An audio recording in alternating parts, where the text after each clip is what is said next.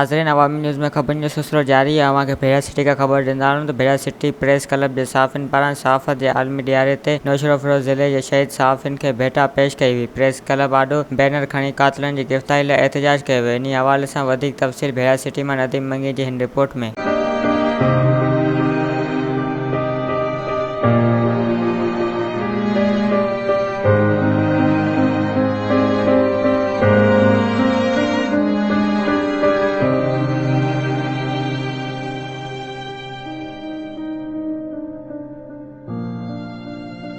नाज़रीन, अॼु 3 मई सहाफ़त जी आज़ादी जो ॾियारो आहे, पर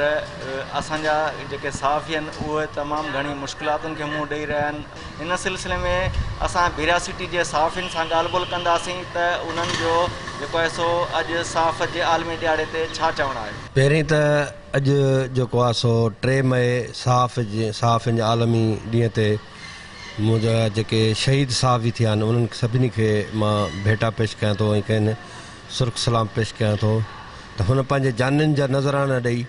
अॼु सहाफ़त जी आज़ादीअ लाइ हुननि जेको कमु कयो, हक़ सच लिखियो ऐं मज़लूम खे अॻिते करे ज़ालिम जे ख़िलाफ़ु लिखियो, उहो हिकिड़ो वॾो कमु हो ऐं हुननि पंहिंजे जाननि जा नज़राना ॾिना आहिनि। इहो असांखे फ़ख़ुरु आहे ज़िले नौशहर फिरोज़ जे सहाफ़ियुनि खे। त ख़ासि करे जेके असांजा मेहरापुर में जेको आहे शहीद अज़ीज़ मेमण ऐं पटीदन में अली शेर राजपर जेके शहीद थिया, मां सम्झां थो त असां सहाफ़ियुनि खे हिन महिल ताईं को बि तहफ़ुज़ मुकमल न मिली सघियो आहे। अॼु बि उहे जेके क़ातिल सरेआम घुमी रहिया आहिनि, पर पुलिस उन क़ातिलनि खे गिरफ़्तार करण में मुकमल तौरु नाकाम वई आहे ऐं उन तइ ताईं न पुॼी सघिया त आख़िर इन्हनि सहाफ़ियुनि जो क़त्लु कीअं थियो, हुन जा पेरा काॾे था वञनि, हुन में केरु केरु मुलविस आहिनि, उहो हिन महिल ताईं को बि माना जेको आहे सो सॻु न मिलियो आहे। हाणे मुंहिंजो चवणु इहो आहे त सहाफ़ी जॾहिं मज़लूम लिखनि था ऐं बेपहुच लाइ लिखनि था ऐं जॾहिं उहो मज़लूम जेके आहिनि वॾेरनि जे बंगलनि तां ऐं पुलिस वटां थाणनि मां मायूस थी वरी मीडिया ते पहुचनि था, त मीडिया ते अचण खां पोइ वरी उन्हनि खे जेको आहे सो इहो हिकिड़ो उत्साह पैदा थिए थो त असां सां इंसाफ़ु थींदो, त उनखां पोइ बि जेको आहे सो कुझु न कुझु उन्हनि ग़रीबनि जो आवाज़ु जेको आहे मथे वञे थो, एवाननि ताईं पहुचे थो, त कंहिं न कंहिं कामोरे जे कन ते जूं सुरे थी। असां ॿियनि खे त इंसाफ़ ॾियारियूं था, पर असांखे इंसाफ़ कोन थो मिले। इहा हिकिड़ी माना वॾी ॻाल्हि आहे त असां जॾहिं ॿियनि खे इंसाफ़ ॾियारियूं था त असांखे छो कोन थो इंसाफ़ मिले। असांखे माण्हू रस्ते में जेको आहे सो तशदुद करे किराए था वञनि,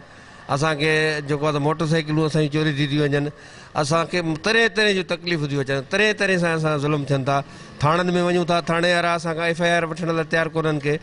असां जंहिं बि फोरम ते वञूं था असांखे उहो जेको तहफ़ुज़ वारो कमु आहे उहो असांखे न आहे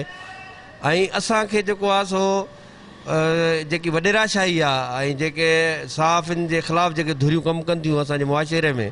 उहे असां सहाफ़ियुनि खे जेको आहे सो मुख़्तलिफ़ ग्रुपनि में उन्हनि बटे छॾियो आहे, उन्हनि विराए छॾियो आहे ग्रुपनि में ऐं उन्हनि में अहिड़ो हिकिड़ो इख़्तिलाफ़ पैदा करे छॾियो आहे जो सहाफ़ी पाण में पिया विढ़नि ऐं हू पंहिंजा फ़ाइदा हासिलु कनि। हाणे मुंहिंजी सहाफ़ियुनि खे इहा गुज़ारिश आहे, आलमी ॾियारे ते मां हथ ॿधी पंहिंजे सहाफ़ी दोस्तनि खे गुज़ारिश कयां थो त महिरबानी करे पंहिंजा इख़्तिलाफ़ जेके विसारे ऐं हिकिड़े कम जो आगाज़ कयो ऐं हिकिड़ी सुठी सहाफ़त शुरू कयो, प्रोफेशनल सहाफ़त शुरू कयो ऐं उहा सहाफ़त में उन्हनि माण्हुनि खे आणियो जेके बेदाग़ माण्हू हुजनि, जंहिं ते को बि दाग़ न हुजे, कंहिं बि मामले में हू मुलविस न हुजनि, त उन्हनि माण्हुनि जो तव्हां क़दुरु कयो, उन्हनि माण्हुनि खे तव्हां अकोमोडेट कयो, उन्हनि खे तव्हां मेंबर बनायो, त जीअं ही सहाफ़ती जेको असांजा इदारा आहिनि, जेको सहाफ़ती असांजी तंज़ीमूं आहिनि, उहे मज़बूत थींदियूं। पर जे तव्हां हिकिड़ी कब्ज़ा माफ़िया खे हिते सहाफ़त में इंटर कयो था,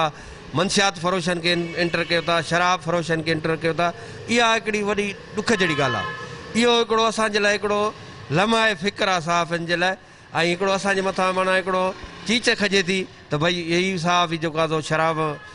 खपाए थो, हीउ सहाफ़ी जेको आहे सो कब्ज़नि में माफ़ियानि सां मुलविस आहे। इन्हनि शयुनि खे थोरो महिरबानी करे मुंहिंजा जेके सहाफ़ी दोस्त जेके मूंखे ॿुधनि था, जेके लीडर ॿुधनि था सहाफ़ती तंज़ीमुनि जा, उन्हनि खे मां गुज़ारिश कयां थो त उन्हनि माण्हुनि खे तव्हां सहाफ़ती तंज़ीमुनि में शामिलु कयो जेके बेदाग हुजनि, जंहिंजे माज़ीअ में को बि दाग न हुजे, ऐं उहे माण्हू हक़ ऐं सच जो आवाज़ु लिखनि। ऐं साफ़ हिन खे हिकिड़ी ख़ासि ट्रेनिंग ॾियण जो बि हिकिड़ी मां गुज़ारिश कयां थो त साफ़ हिन खे हिकिड़ी प्रोफेशनल ट्रेनिंग ॾिनी वञे जीअं हू सुठे नमूने सां लिखनि। अॼु 3 मई योम आज़ादी सहाफ़त जेको मल्हाए पियो वञे, पर अफ़सोस सां त असांजा जेके सिंध जा जेके सहाफ़ी आहिनि अॼु बि जेको आहे उहे अदम तहफ़ुज़ जो शिकार आहिनि। ऐं असां जेको आहे हर वक़्तु जेको आहे ख़तरे सां पंहिंजो जेको आहे ज़िंदगी गुज़ारियूं था, छो जो असां पंहिंजो हक़ सच लिखण खां नथा मुड़ूं, जंहिंजे करे जेका पुलिस आहे इंतिज़ामिया आहे या ॿियूं इंतिज़ामियाऊं आहिनि या ॿियूं जेके धुरियूं आहिनि उन्हनि पारां वक़्तनि ब वक़्तु असांखे थ्रेट्स ॾिना वेंदा आहिनि। पर असां अॼु बि जेको आहे पंहिंजे कोल ते बरक़रार आहियूं ऐं असां हक़ सच जो साथ ॾियूं पिया ऐं हक़ सच लिखूं पिया।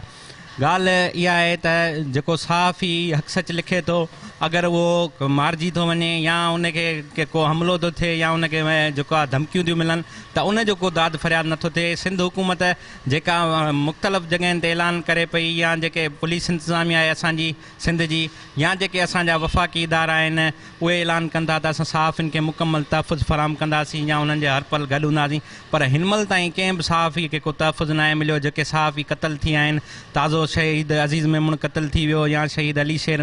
जेको आहे राजपर उहो क़तल थियो, उन्हनि जो जेको आहे खून जो हिन महिल ताईं को बि इंसाफ़ न थियो आहे। न ई का उन्हनि जे लाइ को अहिड़ो उन्हनि जे वारसनि खे को मिलियो हुजे जो हू माना हिन